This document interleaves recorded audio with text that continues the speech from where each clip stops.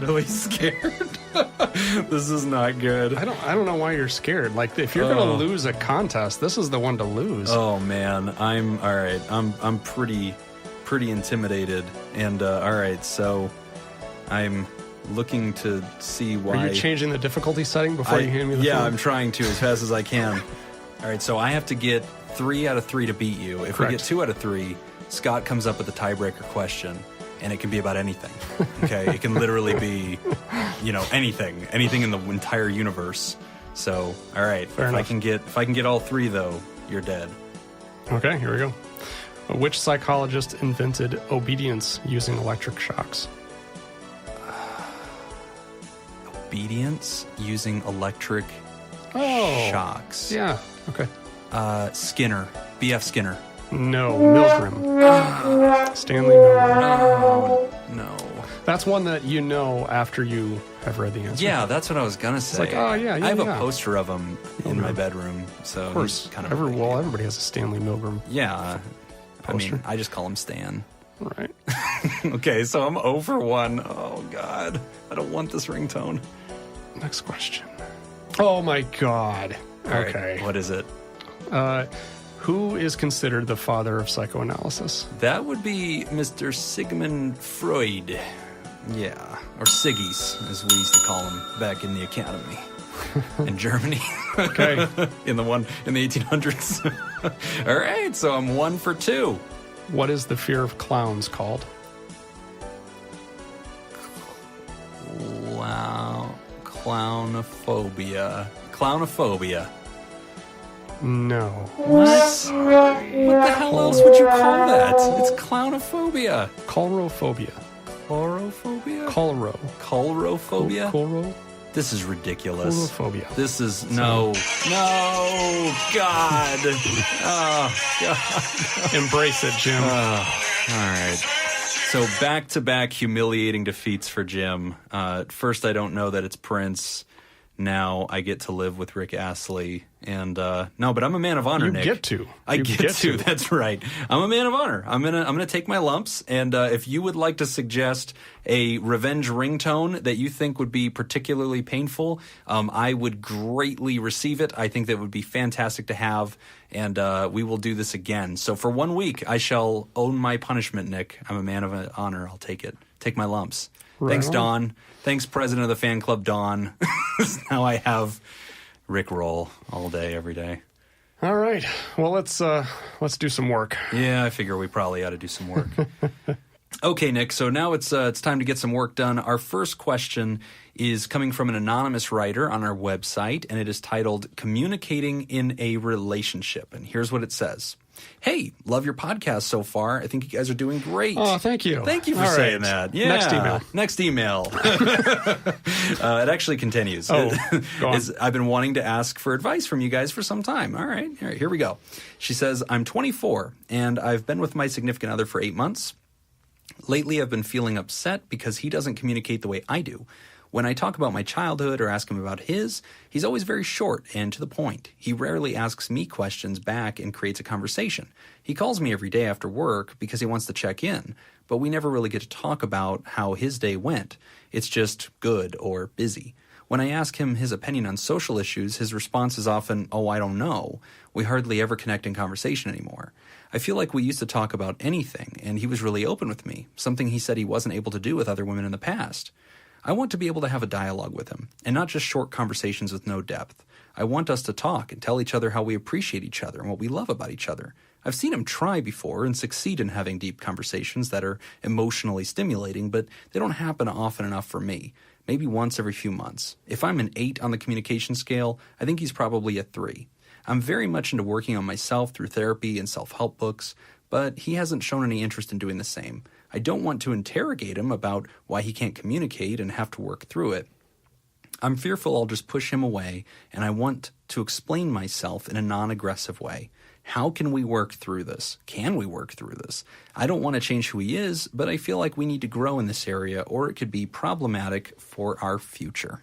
Okay. Well, first of all, good job on, taking initiative and working on yourself. That's something that I think everybody on earth should be doing in some sense, whether it's doing some self-help books or therapy or just doing something good for yourself. So good job. Yeah, you tune up your car. You should tune up your life. Right. So I guess some things that kind of stuck out to me. One of the things that I heard you say in the email was, at times, or there has been exceptions. There has been times when he has opened up, that he has gone deep and kind of expressed himself. My mind automatically, kind of with the whole solution-focused background, is to say, okay, well, that's our anomaly right there. That's something different. Right. That's something that worked. I would encourage you to spend a little time, try to figure out what were those conditions like that may have facilitated that. Yeah. I know for me, there are certain times of the day that I'm open and I want to talk and I'm, involved and engaged. And there's other times where I don't. I just kind of close down at a certain time. Right. Whether or not I've eaten has an impact on how much I'm willing to talk too. I can confirm. That's true. So that would be one thing I would take a look at right there is kind of, if it worked once, dig into that a little bit, figure out what was going on, how can we recreate that? And I get what she's saying as far as not wanting to push too hard and just, that, because that may be damaging to the relationship as well. But, that's something that it's not really pushing. It's more kind of investigating and figuring out, okay, there are certain things that I can do that might engage deeper conversation. Yeah, I think that's fair. And I think, especially, I think a lot of couples go through this. You develop a routine and there's a familiarity. In the beginning, you're very curious because you don't know who they are and there's so many questions you have and you're excited to reveal yourself. And if you started off that quiet, you wouldn't end up in a relationship. Usually, it's just the case. And a lot of people report that when the relationship becomes familiar and more casual and it has routines, they start to lose that curiosity, they start to lose that connection, and one or the other person might notice that first. So I think that's true. I think Nick's point, solution-focused, is correct. Look for exceptions to the rule. If the rule is you guys aren't talking very much, where have the exceptions shown up in your relationship? How can we do more of that? Another thing that I'd bring to this is some people look for a deeper explanation than there really is. Sometimes people believe, hey, it's this deep thing. It has to do with your family or who you are, how you're wired. Maybe, but here's the interesting thing about humans. We get into routines. If there's a routine that you don't like, in this case, silence and non-communication, interrupt that routine with an intentional thing. We call that an intervention. And so for a lot of couples, there are games that are out there. There are card games that stimulate conversation. There's all sorts of different kinds of like DVD questions and just I think having some kind of recreational, kind of fun, teasy way to sort of reapproach conversation and then to put that into your regular routine will kind of have the accidental effect of generating more conversation and more connection. So my off the bat recommendation is develop like a date night if you can that actually incorporates as part of it. It's not just, hey, it's pizza and it's wine and we watch a movie. That's fine, but go on Amazon, type in couples games and find like a fun date night game. And there's games that just generate things. They have good questions. They're like, hey, what was your first childhood memory? What was your favorite movie whenever you were a teenager? What was your first Valentine's Day like? Or whatever. They're designed to sort of disrupt that casual process that we all find ourselves into. Right. And I think that you're a new couple, and it sounds like it's a pretty serious relationship. As somebody who's been married for 11 years, I can tell you this is absolutely normal. Every relationship you're going to be in eventually reaches this point. It's actually kind of a good thing because it's become so familiar. Right. You don't have to fill the space. But if you want to sort of have an interruption of that and have some break in the silence, you have to intentionally build it in. Otherwise, it won't happen on its own. Yeah, I agree. I mean, having been in a lot of new relationships, you do get to that point where it's not that I'm closed off or that I don't want to talk. It's just that I don't know what else to say. Right. And it's not until a question is posed and I'm like, oh yeah, I never did tell you about this. Yes. And then, it kind of triggers that thought. And another example is this. A lot of people say, well, I feel like we're tuned into our phones. And so like I'll be sitting next to my mate, we're on a couch, the TV's playing, neither of us are even watching it. We're both checking our phones and running through stuff. And I get that, guys. Ever since we started this pod, we've ruined a lot of relationships because a lot of people are like, they don't listen to me anymore. They just sit there and listen to pod therapy the whole time. And It has become a problem. It's become a real epidemic, and what I tell them is, hey, listen, we took a vow to do no harm, okay? And so that's not what we want. What I tell people is download an app like 20 Questions, or go to a 20 Questions website and just use your phones. Use your phones at each other, text each other, or that's one of my favorite things to do for couples is actually have a day where they're not allowed to talk on a date night. They have to text each other, even though they're in the same room. That's actually a really fun activity to do. It's a really interesting thing to do. Huh. And it's quite, you usually put on music and you have something you're doing, but you're texting back and forth. That's actually a lot of fun. And another one is download the 20 Questions thing and have that be date night and just ask 20 questions. And it isn't, sometimes people are like 20 questions, who are you thinking of? Is it a man or woman? These 20 questions are like you can ask 20 inquisitive questions about the other person, and the other person's not allowed to repeat the same question twice. Have you heard of the Book of Questions? Oh, yeah. By Gregory something or other. I can't remember what his last name. Yeah, I know what you're talking about. Yeah. Oh, it's like 200 and some questions, yes. But they're really deep. Yeah. And it causes you to think because there'll be one question and then your answer to that is like, well, yeah, absolutely. But then there's a follow-up. Yes. That puts you in this really weird space where it's like you're almost contradicting what you just said. Yes. And it really challenges you. It's really interesting. And there's the original Book of Questions. Right. And then there's a Book of Questions Love and Sex Edition. That's right. Which is really interesting for really couples. Good. Well, I know as therapists, one of the first things that we have to master is the ability to ask good questions because we're always trying to understand you better.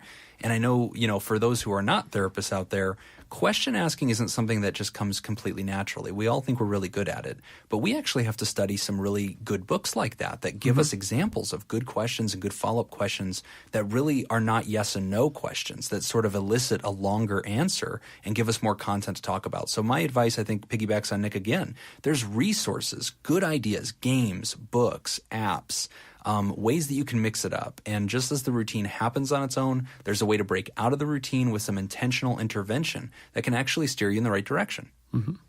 Good question. Yes. Thank you for writing in. Follow up with us. Yes. A month or so. Let us know how things are going. Yeah. All right. Our next one comes to us from our website, also from an anonymous writer. Should I draw a boundary with my recovering mother-in-law? My mother-in-law was addicted to alcohol and opioids for a decade and recently went to rehab after becoming a grandma. Without any discussion, she moved to Vegas and is now pressuring us for a relationship and contact, but continues to behave oddly. For example, she bought my husband beer after he drove himself and our baby across Vegas to visit her. She won't attend family therapy, which is how we would like to move forward. Are we wrong for keeping our distance even though she's moved to town to be closer to our family? That's definitely in our wheelhouse. I mean, we're talking drugs, we're talking families, we're talking Vegas. Yeah, we get it. So, Nick, right off the bat, I mean, when I hear that, the finishing line to that question, are we wrong to keep distance? Are we wrong to have a boundary? Nope. Nope. You get to do that. You are healthy. That's right. That's a healthy boundary. And, I realize that when we have somebody in our family who's recovering from alcohol or drugs, maybe they're recovering from prescription pain pill addiction or whatever, but for whatever reason, we've come to lose faith that they are trustworthy, that they are themselves, and that they are completely stable. It is entirely appropriate to create a boundary and to create conditions. And I think that's something that I hear the writer saying, Nick, is they're saying, well, we really want to have some family therapy to sort of ease into this new reality where she lives here, but she's not for it. Well, I think that that's a condition. And you can say, hey, you can pick the therapist, but we're all going to go see a therapist as a family once a month and work on this before we feel comfortable just throwing the doors open and letting you back in. What do you think about that, Nick? Absolutely. Because setting boundaries is vitally important, both for the person in recovery as well as for the family. Yes. When we're talking about addiction, there is a lot of pain, hurt, suffering, and I would applaud your mother-in-law for getting into recovery, Yes. for getting help. Yes. And that's great. And that's wonderful. But one thing that, if she was in treatment, hopefully her counselor would have helped her understand is that just because you go into recovery doesn't mean everything is done. I mean, just like the comedian George Carlin once said, just because the monkey's off your back doesn't mean the circus is left town. That's right. Wow, that's a good line. And so there's a lot of trust issues that have likely been stirred up and disrupted because of this behavior. So